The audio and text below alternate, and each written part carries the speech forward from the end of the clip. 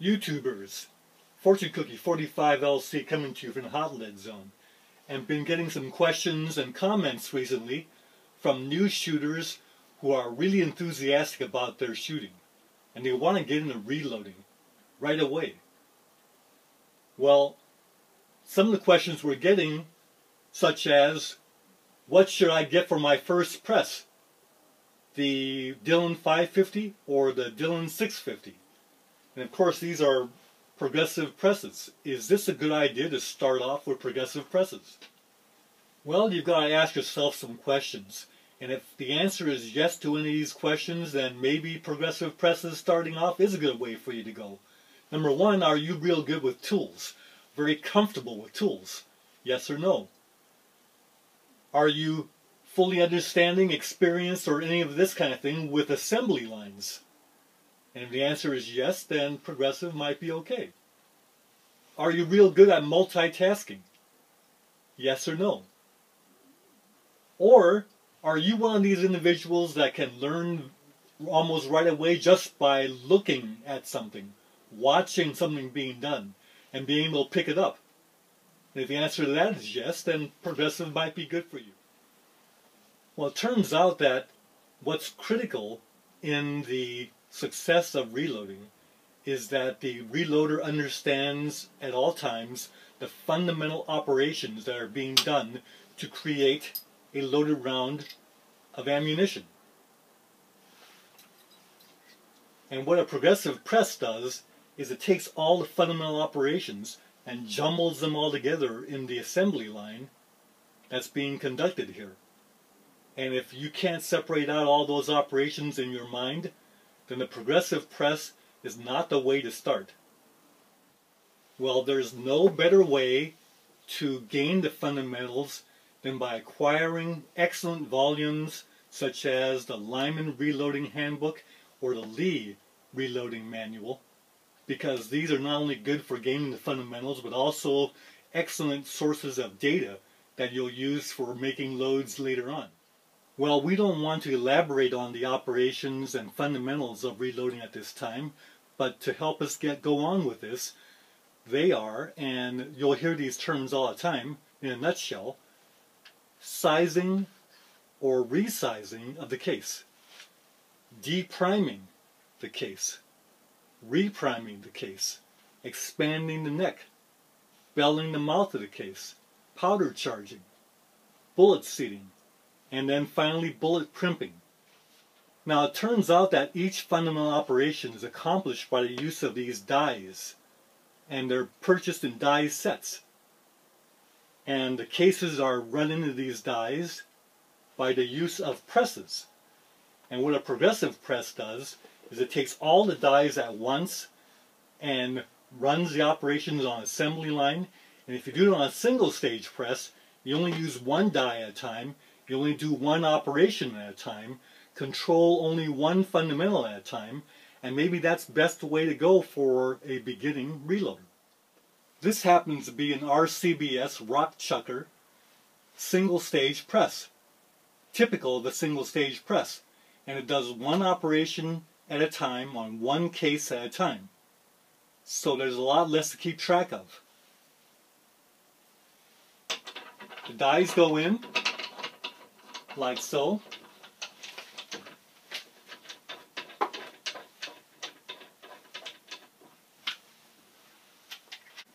And one operation is done at a time on one case. Well, the thinking among some reloaders is that why should I waste money buying a single stage press if I'm going to wind up with a progressive?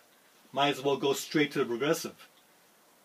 But the fact of the matter is, no matter how much we load on progressives, there's always a good use for a single stage press for reloaders, because we oftentimes want to use a single stage press to reload our rifle rounds for maximum accuracy.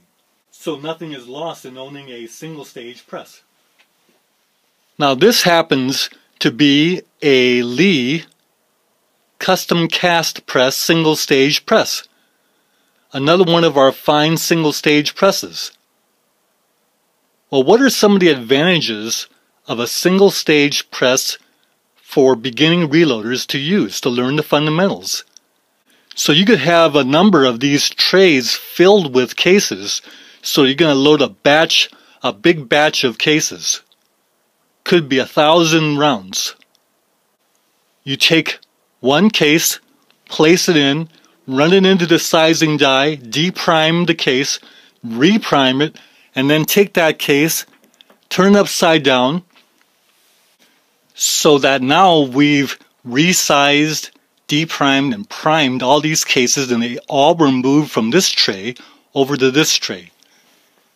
Now the advantage is we can go ahead and inspect at a glance that all the cases are primed, and then look at them to see that all the priming is done so that the primers are seated below the case heads the way they're supposed to be. Now with a progressive press, you cannot do this inspection because each case is already moved down the assembly line, and you're not going to be able to inspect until the very end. So let's go on.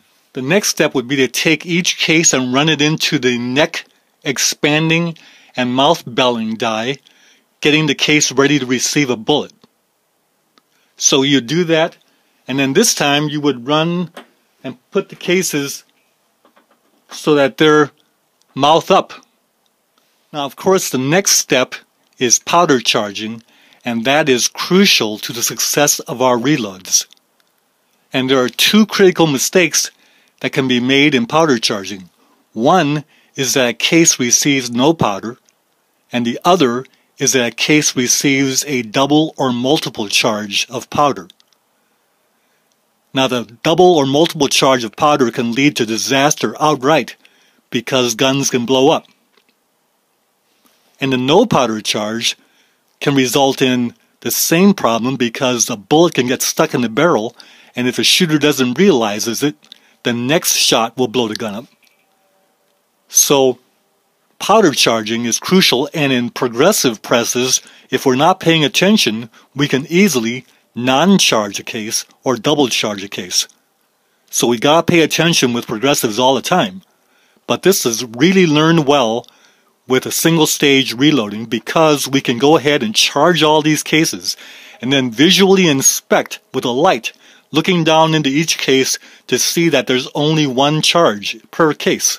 Now we would go ahead, the next step would be to seat the bullet, and we would go ahead and take our charged case, mouth is already expanded and belled for the bullet, set the bullet there, run it in, and seat the bullet. And the critical thing to be learned from single stage reloading is that we really get a feel for the importance of the overall length, the seating depth, and then later on running through and crimping the bullet and inspecting the crimp and seeing that it's a good crimp. Most of us started our reloading careers with a single stage press.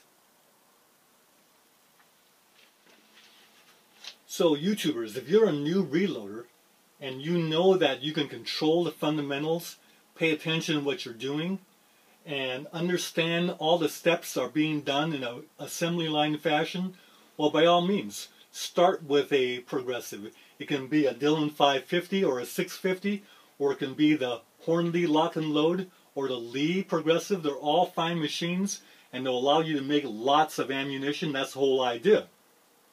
But if you know you cannot grasp the fundamentals without hands-on first, then go with the single stage, get the fundamentals down, understand each one of them, and then when you transfer to the progressive, you'll be on good ground. Now, the good news also is, again, the single stage press will not be wasted because you'll be using it in the future for your rifle loads, probably. So YouTubers, take care, good reloading to you, bye for now.